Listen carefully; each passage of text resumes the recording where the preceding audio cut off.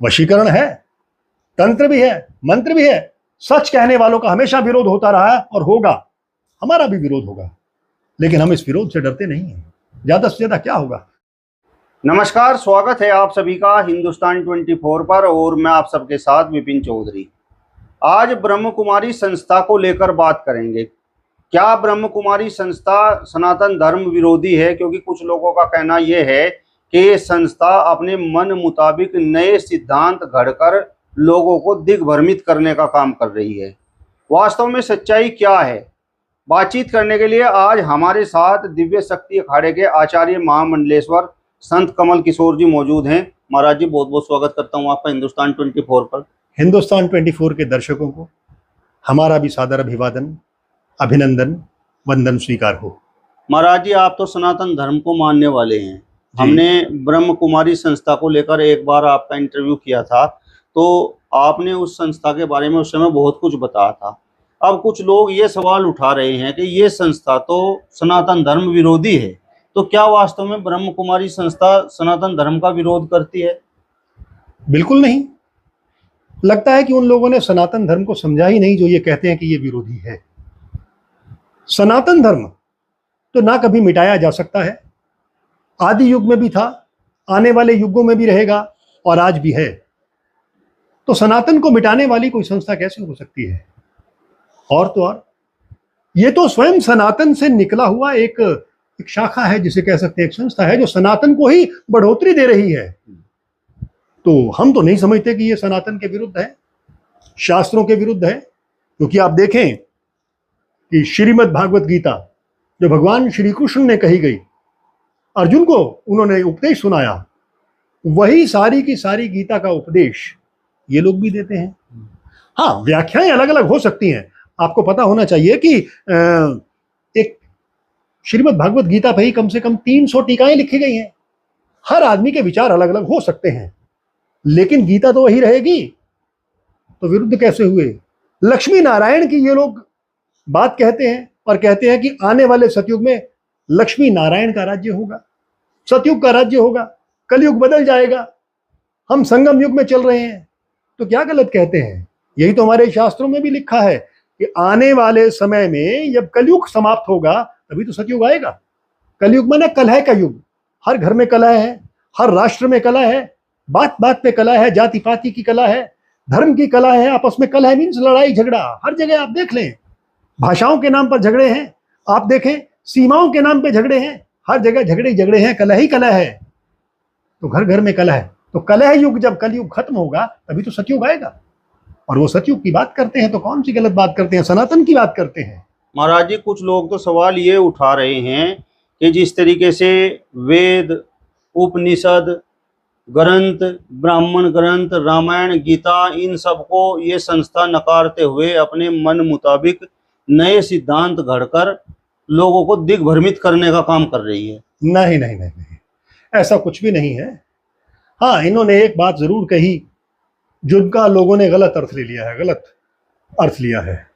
कैसे कि शिव भगवान एक है, परमात्मा शिव एक है, और परमात्मा तो एक ही हो सकता है, 2 या 3 या 4 तो नहीं हो सकते। जिस तरह मुसलमानों का एक ही अल्लाह है, ईसाइयों का एक गॉड है, हिंदुओं का एक ईश्वर है, परमात्मा है। तो जब सभी का एक है तो एक ही रहेगा ना। तो उस एक को इन्होंने माना परमात्मा शिव। उस परमात्मा शिव ने 3 देवता, ध्यान रखें, देवता, उन्होंने 3 देवताओं को नियुक्त किया 3 कार्यों के लिए। कैसे? ब्रह्मा को नियुक्त किया सृष्टि की रचना करो, विष्णु को नियुक्त किया कि तुम पालना करो, और महेश को यानी शंकर को नियुक्त किया कि तुम संहार करो और नई सृष्टि का सृजन के लिए आगे के लिए तैयारी करो।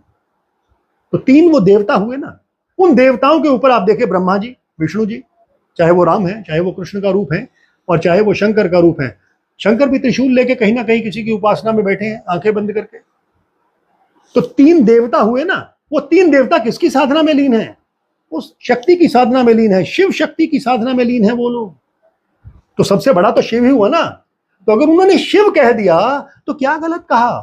कहां है सनातन का विरोधाभास? कहां है पाखंड? और कहां है ये सारी जो आप बातें कह रहे हैं कि ये लोगों नया सिद्धांत चला दिया? कहां नया सिद्धांत चला दिया इन्होंने? कोई नया सिद्धांत नहीं चलाया है। ये भी लक्ष्मी नारायण को मानते हैं, ये चाहते हैं कि जो युगल हैं, यानी दंपति लोग हैं, पति पत्नी लोग हैं, आपस में जो लोग हैं, वो सारे के सारे एक आत्मा का स्वरूप है। आत्मिक रूप से ये भाई भाई है, आत्मिक रूप से भाई बहन है, तो क्या गलत कहते हैं? इस संस्था पर सवाल उठाने वाले लोगों का तर्क ये है कि आप ब्रह्म कुमारी संस्था की किताबों को पढ़ लीजिए, उसमें जिस तरीके से उर्दू के शब्दों का इस्तेमाल किया गया है, तो ये संस्था तो धर्म परिवर्तन कराकर एक तरह से मुस्लिम धर्म को बढ़ावा देना चाहती है। जिस तरीके से ये भी कहा जाता है कि इसके जो संस्थापक थे वो पाकिस्तान से आए थे। अरे उस समय जो पाकिस्तान था वो अखंड भारत में आता था। आप ध्यान रखें, उस समय वो पाकिस्तान नाम का कोई देश ही नहीं हुआ करता था, वो भारत का एक भाग था, और भारत के उस भूभाग में यानी सिंध कराची में इनका जन्म हुआ था। तो जिस जहां स्थान में रहता है आदमी वहीं की भाषा तो सीखेगा। अब पंजाब में जाएंगे तो लोग पंजाबी बोलेंगे या नहीं बोलेंगे? पंजाबी उनकी मातृभाषा होगी नहीं होगी? महाराष्ट्र वालों की कौन सी भाषा होगी? मराठी भाषा होगी। तो इसी तरह से वहां की जो भाषा थी उस समय उर्दू भी थी, अरबी भी थी। इस तरह से तो आप कहेंगे कि श्री गुरु गोविंद सिंह जी फारसी और अरबी के बहुत बड़े विद्वान थे, तो क्या उन्होंने भी सिखों का या हिंदुओं का धर्म परिवर्तन करवा दिया? ये बिल्कुल गलत आरोप है। ना ही वो कोई धर्म परिवर्तन करवा रहे हैं, ऐसा कुछ नहीं है, कोई मुस्लिम धर्म में परिवर्तित नहीं करवा रहे हैं। ये बिल्कुल गलत फहमी है, और इस गलत फहमी को हम पुरजोर आवाज में ये कह सकते हैं कि जिन लोगों के अंदर ये गलत फहमी है वो पहले अच्छे से पढ़ें, अच्छे से इस संस्था को जाने, उसके बाद कोई टिप्पणी करें तो ज्यादा अच्छा होगा। ब्रह्मा तो सृष्टि के रचयिता थे, उन्होंने इस पूरी सृष्टि को बनाया।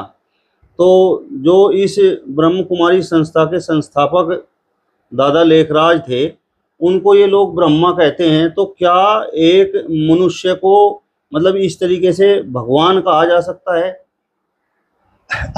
अभी मान लीजिए किसी का नाम हो कृष्ण कुमार या रामलाल, तो क्या वो राम हो गया? क्या वो कृष्ण हो गया? नहीं ना। इसी तरह से दादा लेखराज, उनको साक्षात्कार हुआ, ईश्वर का साक्षात्कार हुआ। उन्होंने सोचा कि नई सृष्टि की रचना करें, नए लोगों की रचना करें, यानी इस पाखंड युक्त, इस ईर्ष्या युक्त, इस घृणा युक्त, इस क्रोध से युक्त, काम क्रोध लोभ मोह अहंकार से युक्त सृष्टि में से ऐसी आत्माओं को चुना जाए जो आत्माएं आगे चलकर सतयुग में जा सकें और बहुत ही अच्छा कार्य कर सके, सभी को प्रेम का संदेश दे सकें। उनको वैराग्य उत्पन्न हुआ।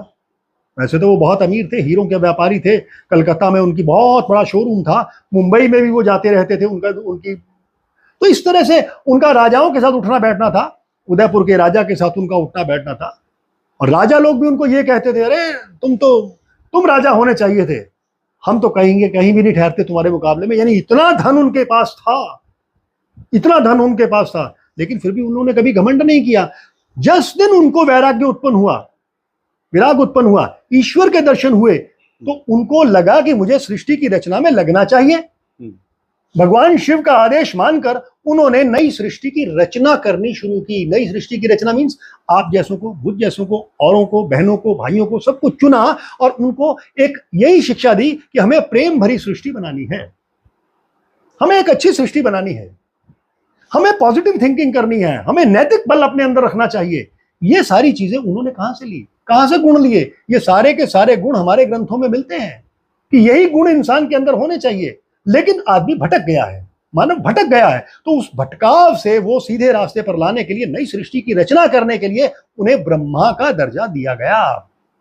वो ब्रह्मा नहीं है, वो वाले ब्रह्मा जो ब्रह्मा देवता है उनको छोड़ दीजिए आप, लेकिन वो ब्रह्मा इसलिए है कि उन्होंने नई सृष्टि की रचना की शुरुआत की।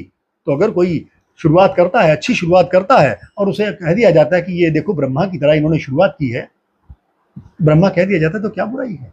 कुछ लोगों का कहना यह भी है कि ब्रह्म कुमारी संस्था में तो तंत्र मंत्र और वशीकरण का बोलबाला है, क्योंकि जिस तरीके से शादीशुदा जोड़ों को वहां पर भाई बहन बना दिया जाता है तो वशीकरण के जरिए होता है। बिल्कुल, वशीकरण है, तंत्र भी है, मंत्र भी है, लेकिन वो तंत्र मंत्र काहे का है? प्यार का तंत्र मंत्र है। कभी ब्रह्मा कुमारी वालों ने आज तक कोई भी व्यक्ति बता दे, या कोई संत महात्मा ये बता दे, या कोई पुजारी ये बता दे, कोई पंडित ये बता दे कि ब्रह्मा कुमारी आश्रम वालों ने उसके आगे हाथ फैलाया हो कि कहा कि मुझे कुछ दे। दूसरी चीज, कभी उन्होंने उसकी संगत को, या उसके फॉलोअर्स को या उसके भक्तों को तोड़ा हो और अपनी तरफ खींचा हो? ऐसा भी नहीं है। आज तक उन्होंने कभी किसी से कुछ नहीं लिया, दिया ही है। और दिया क्या है? प्रेम। आप उनके साथ बात करके तो देखें, 4 गालियां भी उनको दे दे तो भी वो मुझे कुछ नहीं कहेंगे आपसे। वो यही कहेंगे परमात्मा तुम्हारा भला करे, सद्बुद्धि दे। तो जब ये सारी बातें हैं, और प्रेम के वश में तो भगवान भी हो जाते हैं, ये हमारे ग्रंथ कहते हैं, तो इंसान की क्या बिसात है? अगर प्रेम के वश में भगवान हो सकते हैं तो वही तंत्र है।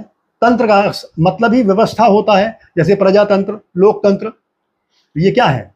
पाचन तंत्र, स्नायु तंत्र। तो ये सारे तंत्र क्या होते हैं? तंत्र क्या है? व्यवस्था। और उन्होंने एक ऐसी व्यवस्था बना दी कि उस व्यवस्था को जब कोई देख लेता है, उस व्यवस्था में कोई जाता है, तो उसको लगता है कि बहुत अच्छी व्यवस्था है, ऐसी व्यवस्था पूरी दुनिया में होनी चाहिए। तो अगर इसे कोई वशीकरण का नाम देता है तो देता रहे, क्या फर्क पड़ता है?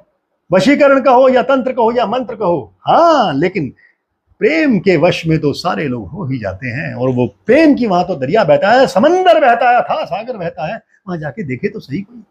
महाराज जी, आप तो ब्रह्म कुमारी संस्था, ब्रह्म कुमारी मिशन की खूब प्रशंसा कर रहे हैं, लेकिन इस संस्था, इस मिशन पर भी आरोप लगे हैं। तो जब इस प्रकार के आरोप किसी संस्था पर लगते हैं तो फिर तो उसकी विश्वसनीयता पर सवाल उठता है। तो ये जो आरोप हैं, तो इनमें कुछ सच्चाई है या ये मनगढ़ंत आरोप लगाए जाते हैं? देखिए, आरोप तो कोई मुझ पर भी लगा सकता है।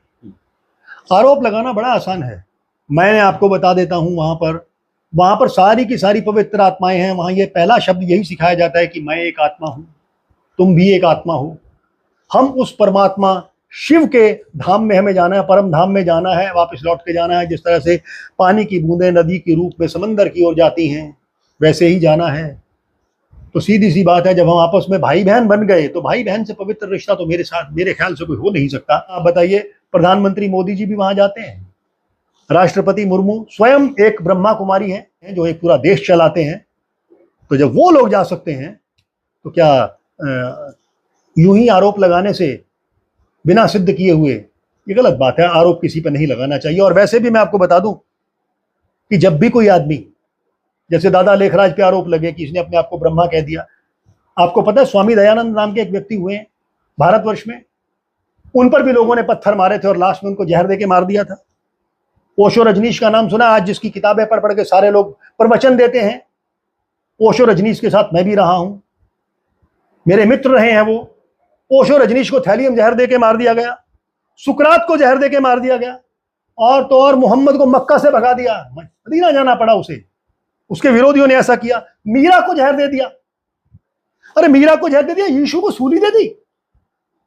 उस समय के लोगों ने यीशु को सूली दे दी। और आज पूरे विश्व में देखे कि पूरा ईसाई धर्म कितना पॉपुलर हो चुका है, कितना मशहूर हो चुका है। महात्मा बुद्ध को उसके चचेरे भाई ने बहुत तंग किया, भगा दिया उठा के।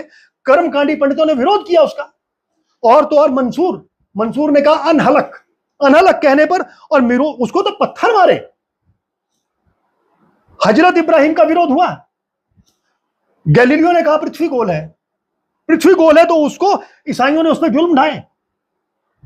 श्री गुरु गोविंद सिंह जी को देख लो, उनके पिताजी को देख लो, उनका शीश काट दिया गया। गुरु गोविंद सिंह जी के बच्चों को जिंदा दीवारों में चिनवा दिया गया। ये क्या है? लेकिन जब आदमी चला जाता है ना, तो उसके पीछे इतने फॉलोअर्स इकट्ठे हो जाते हैं कि एक नया धर्म खड़ा हो जाता है, एक नया कल्ट खड़ा हो जाता है, एक नया समुदाय खड़ा हो जाता है। और फिर आपस में दोनों समुदाय लड़ने लगते हैं। ये हुआ है, सबके साथ हुआ है। और अगर आज दादा लेखराज के साथ हो रहा है, कल को मेरे साथ भी हो सकता है। ये होगा, हमारा विरोध होगा ही होगा, क्योंकि हम इस पृथ्वी पर जब आए हैं ना, सच कहने वालों का हमेशा विरोध होता रहा है और होगा। हमारा भी विरोध होगा, लेकिन हम इस विरोध से डरते नहीं हैं। ज्यादा से ज्यादा क्या होगा? फांसी चढ़ा दिए जाएंगे, मार दिए जाएंगे, लेकिन हमारी वाणी को कोई नहीं मार सकता, हमारे शब्दों को, हमारे विचारों को कोई नहीं मार सकता। महाराज जी, कुछ लोगों का सवाल ये है कि ये संस्था तो धर्म के नाम पर यहाँ भारत में लोगों को लूटकर पैसा विदेश में दे रही है। यह भी एक हास्यास्पद बात है। संस्था यहीं की है। संस्था कराची से, सिंध से यहां माउंट आबू पे आई। माउंट आबू में आके तब से स्थापित है जब से भारत एक तरह से आजाद हुआ तब से स्थापित है ये। उस समय से लेकर आज तक, क्योंकि लाला लेखराज जी, कृपलानी जी, वो स्वयं एक सनातन धर्मी व्यक्ति थे, तो सनातन उनको वो वल्लभाचारी भक्त थे, उनके पिता प्रधानाध्यापक थे। अब ये बातें लोगों को मालूम नहीं है। एक दिन मुंबई में वहां पर बाबुलनाथ का मंदिर है, उसके सामने उनका घर था, वहां बैठे हुए थे, उनको साक्षात्कार हुआ। साक्षात्कार क्या हुआ, देखते हैं कि यूरोप में अमेरिका और इंग्लैंड ये सब नष्ट हो रहे हैं, आपस में लड़ रहे हैं, देश लड़ रहे हैं, विस्फोट हो रहे हैं, एक जलजले आ रहे हैं, लोग मार काट कर रहे हैं आपस में। उन्होंने विनाश देखा तो उनका मन एकदम से वैराग्य से भर गया। ये विनाश को कैसे, क्या होता है ना, जब आदमी को बहुत ज्यादा घटनाएं देख ले, जैसे आज बांग्लादेश में हो रहा है। उन्होंने ये बातें तो पहले कह दी थी, अमेरिका और यूरोप के विनाश की बातें तो उन्होंने पहले कह दी, भविष्यवाणी कर दी, और यही भविष्यवाणी 100 साखी में श्री गुरु गोविंद सिंह जी ने कर रखी है। तो ऐसे व्यक्ति जो इस तरह की बातें करते हैं और वो भारत में ही रहते हैं, भारत में रह के भारत का पैसा, ठीक है विदेशों में इनका है, लेकिन विदेशों में क्या है, इनके 9000 सेंटर हैं, टोटल 9000 के करीब सेंटर हैं इनके, लेकिन हेडक्वार्टर कहां है, राजस्थान के माउंट आबू सिरोही जिला में। तो पैसा कहां आएगा, हेडक्वार्टर में आएगा या शाखाओं में चला जाएगा? सोचने वाली बात है। तो यहां सब तरफ से पैसा इकट्ठा होके यही भारतवर्ष में आता है। ऐसी कोई भी बात नहीं है कि ये पैसा बाहर विदेशों में चला जाता है, ये गलत बात है।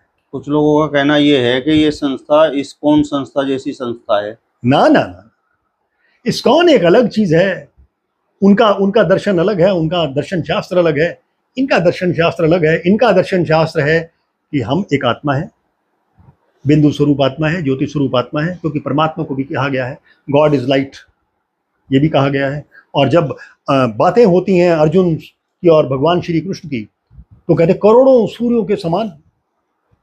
तो करोड़ों सूर्यों के समान मीन्स रोशनी, उस रोशनी के समान एक छोटी सी रोशनी, छोटा सा बिंदु आत्मा, मैं भी हूं, आप भी हैं, आपके अंदर भी आत्मा है। और आत्मा जो कर्म करती है तो कोई महात्मा बन जाता है, कोई पुण्यात्मा बन जाता है, कोई दुरात्मा बन जाता है, कोई असुर आत्मा बन जाता है। तो ये तो अपने कर्मों के ऊपर डिपेंड करता है। तो इनकी थ्योरी क्या है, कर्म अच्छे करो, प्रेम से रहो, एक दूसरे के साथ भाईचारा कायम करो, कंधे से कंधा मिला के चलो, सभी आपस में हम भाई भाई हैं, दुश्मन नहीं हैं। ये बातें यहाँ सिखाई जाती हैं। और अगर फिर भी इसका विरोध होता है तो मैं समझता हूँ ये विरोध गलत है। पैसा कहाँ से आ रहा है महाराज जी? हाँ, ये भी आपने प्रश्न बहुत अच्छा पूछा है। इनके पूरे भारतवर्ष में नहीं बल्कि विदेशों में भी 9 करोड़ के लगभग इनके फॉलोअर्स हैं। अगर एक फॉलोअर रोज के 10 रुपए दे तो आप हिसाब लगा लीजिए कितना इकट्ठा हो जाता है। ये किसी से मांगते नहीं, वहां जाएंगे तो भगवान शिव की एक भंडारी पड़ी रहती है कि उसमें आप जो डालना चाहें डाल दें, लेकिन लेते अपने लोगों से ही हैं। खाना किसी के यहाँ नहीं खाते, बाहर जाते हैं खाना नहीं खाते, इनके यहाँ ब्रेड, बटर, आटा, सब कुछ, नमकीन, मिठाई सब वहीं बनता है, परमात्मा की याद में बनता है। किसकी? भगवान शिव की, शिव बाबा की शिवलिंग रखा हुआ इन्होंने, उसकी याद में बनता है। इनका ये कहना है जैसा अन्न वैसा मन। वहां पर जो लोग जाते हैं वो कहते हैं कि हम कुछ देना चाहते हैं, तो हाँ दे दो। ये लेते भी हैं उनसे, क्या लेते हैं, वहां पर एक भंडारी रखी हुई है इन्होंने, और उस भंडारी में कहते हैं अच्छा आपका सबसे बुरा दुर्व्यसन कौन सा है? आदमी कहता है जी मैं तो शराब बहुत पीता हूँ। वो कहते हैं अच्छा पर्ची लिख और इसमें डाल दे कि आज के बाद मैं शराब छोड़ दूंगा। बीड़ी पीता हूँ, बीड़ी की बिंडल यहीं फेंक दे और चला जा, आज के बाद नहीं पीना। यानी सारे दुर्व्यसन ये कहते हैं कि लाओ हमें दान में दे दो। और फिर पूछते भी हैं दान में कभी देते हो, कभी दान दिया है? दान दिया तो कभी वापस तो नहीं लेते हो, मांगते तो नहीं हो? वो कहता नहीं जी वापस नहीं लेता। तो बोले ठीक है हमें दान में ये अपने सारे दुर्व्यसन दे दो, अपनी एक कोई कमी हमें बताओ और वो हमें दे जाओ। पैसा तो नहीं मांगते ये, बाकी पैसा इनके पास बहुत आता है, लोग अपने आप देते हैं, इनके फॉलोअर्स देते हैं, इनके शिष्य देते हैं, बहन और भाई देते हैं, इनके साथ जुड़े हुए परिवार देते हैं। चलिए तो फिलहाल इस वीडियो में बस इतना ही। अगली वीडियो में फिर आपसे मुलाकात होगी, तब तक बने रहिए हिंदुस्तान 24 के साथ। नमस्कार।